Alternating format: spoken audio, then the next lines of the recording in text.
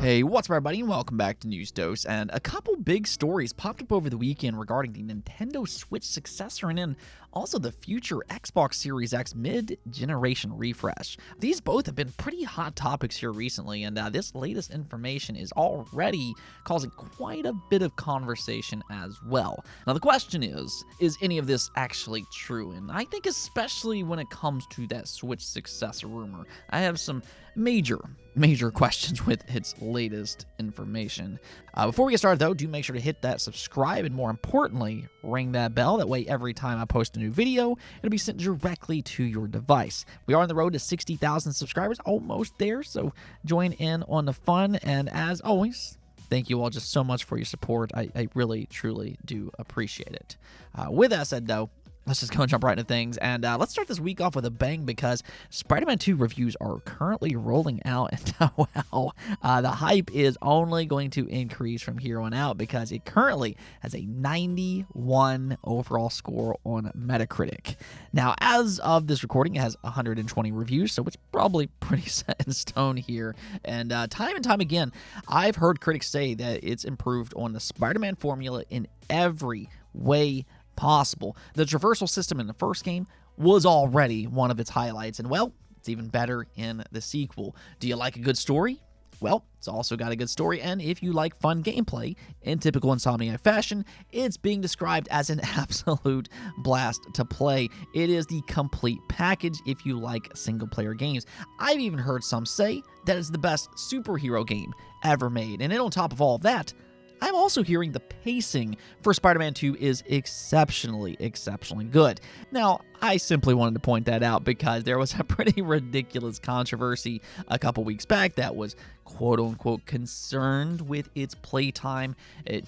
I don't know. It sounds like Spider-Man 2, though, will roughly be the same length as the first game, and as no surprise, it sounds like that's not a problem whatsoever, and it is, in fact, being praised for how well it's paced. So you can kind of take that as you will, but I think Spider-Man 2 just further cements how good of a studio Insomniac Games truly is. I mean, if we're being real about things here, Insomniac Games is probably the best single studio acquisition that we've seen since this whole acquisition spree started. I mean, if you take away big publisher acquisitions, and if we're just talking about a single studio here, Insomniac, I mean, their output for high-quality content has been just otherworldly, whether that be with the Spider-Man series or with Ratchet & Clank Rift Apart. They just know how to make good games, and they continue to not only be one of Sony's best studios, I'd say kind of rivaling Naughty Dog by this point, but I think that they're also among the best studios in the entire industry.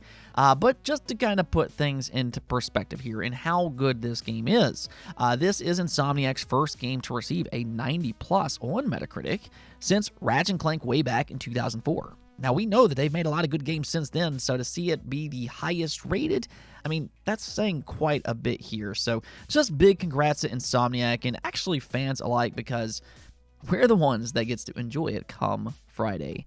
If anything else, though, I will say this much. It does kind of make my decision a little bit more difficult because a tough choice will need to be made come October 20th. Which game do I start with?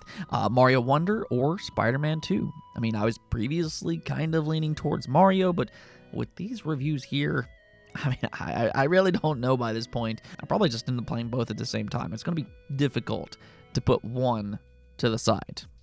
Now, speaking of PlayStation, though, one thing that we have seen from them in the last few years is a greater emphasis on PC. They, of course, have ported over several games, and that they even went out to acquire Nixxes, which specializes in PC ports. They also added the ability to link your PSN account to PC in the Spider-Man remaster just last year, and then on top of all of that, data miners discovered Sony might be playing around with the idea of trophy support on PC.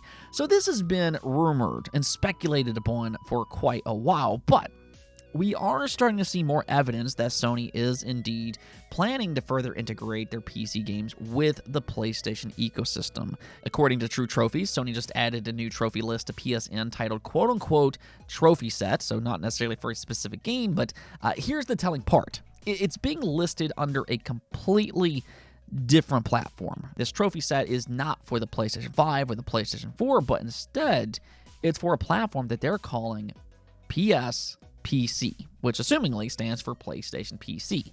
So yeah, by all indications, trophy support may very well be heading over to PC sometime here soon, which I think makes a lot of sense anyways. But with that, there's also another big question circulating right now. Is there a possibility that Sony's also gearing up to launch their own store on PC? I mean, we've seen practically every other big publisher experiment with their own PC launcher in some shape or form, so why not PlayStation as well? Honestly, I could very much see this becoming a reality, but if they do something like this, I think that it's important for them to kind of understand what other publishers have struggled with. Just don't make games exclusive to your own store on PC. You can have your own launcher and everything. You want to integrate that with Steam, that's fine, but you still need to put your games on Steam at the end of the day because that's the place that gives you the best chance of success. That's all I'm saying. Moving on though, let's go and talk about this big rumor for Xbox. Not long ago, as we all know, internal Microsoft documents leaked that Xbox is planning an Xbox Series X mid-generation refresh that is an all-digital console. Now, a lot of fans really did not like this idea. I mean, on one side, the majority of gamers are now purchasing their games digitally, and that's extra so on the Xbox ecosystem. So in some ways, it does kind of make sense, but there is still a very passionate part of the community, a sizable part of the community for that matter, that really likes their physical discs. So there will absolutely be a major pushback if Xbox, or I'd say really if any console maker completely abandons physical media. There's going to be a lot of backlash. So despite these companies probably wanting an all-digital future, because let's be honest about things here, that's exactly what they all want, because that means more control for them, and it also means more money because they can kind of cut out the middleman here. They're not going to have to pay retailers this, that, and the other, but they do have to approach this situation still with caution, and I think Xbox, out of all companies, should understand this, just considering what happened with the Xbox One.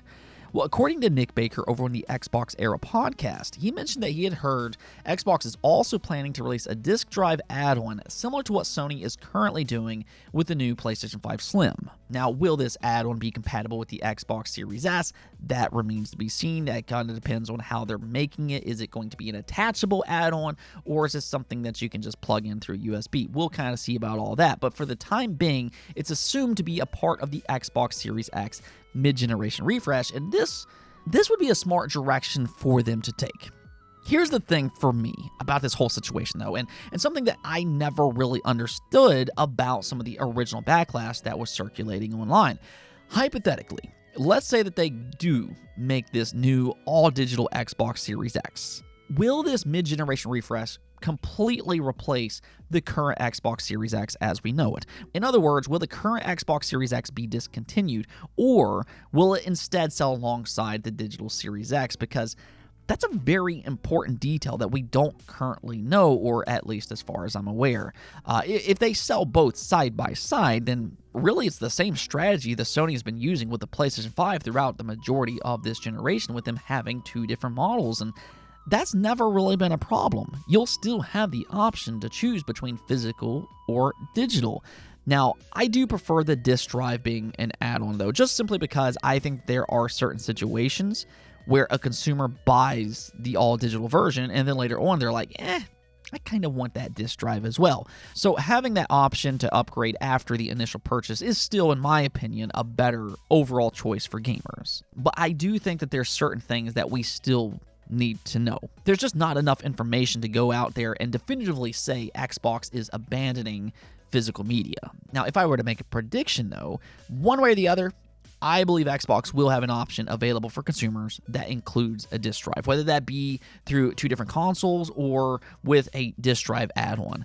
I do believe they will have a disc drive in some shape or form. Not only does Team Xbox understand what kind of backlash going all digital can cause, they've seen that firsthand, but they also saw what happened from those internal documents leaking. I said this before when that leak originally happened, and I'll just kind of say it again here. That leak, while it may not have been their personal preference per se, it could be, in an ironic kind of a way, be used to their advantage. The reason I say that is because a lot of that leaked information was not finalized products. It's products in planning that can and will change over time, and by seeing fan reactions early, in an ironic kind of way, they can plan accordingly.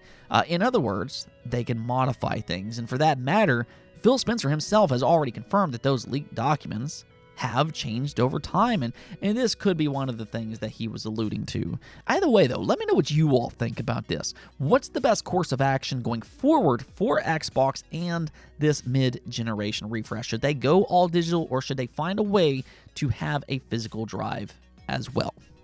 Okay, now we do also have a Switch successor leak to talk about, and this one is pretty out there, I'll kind of say. Now, this one is also coming from Nick Baker, and he says that he's heard that Nintendo is planning to release 2 different models. Now, this is not the first rumor that we've heard claim something similar, but according to his source, one model, being the more expensive one, might offer backwards compatibility, and then the cheaper version won't. He assumed that the all-digital model would be the one that doesn't support backwards compatibility. Now, longtime gamers might recognize this type of strategy because Sony did something very similar with the PlayStation 3 when it first launched. Only those launch consoles had backwards compatibility, and they dropped that support with some of its later models to cut down on cost. So this is not something that's never happened before, so you can't completely rule it out, but I think that this rumor is highly questionable. Now, I understand that Nick Baker has gotten things right in the past, and that's why people take his leaks serious, but this just doesn't make a lot of sense to me. I mean, it's a product that would be simply undesirable compared to the more expensive version. This is not just a simple choice of digital versus physical. I mean, if you buy all your games digitally anyways, then spending a little less money on a digital-only version might work for you. But a choice like this would lock fans out of a massive library that the Switch has built up over time. It's just a waste of resources that would take away from their manufacturing. They're going to want as many of these things out on the market as possible, and by having 2 different models, that takes away from the more desirable option. So I just don't really foresee something like this happening.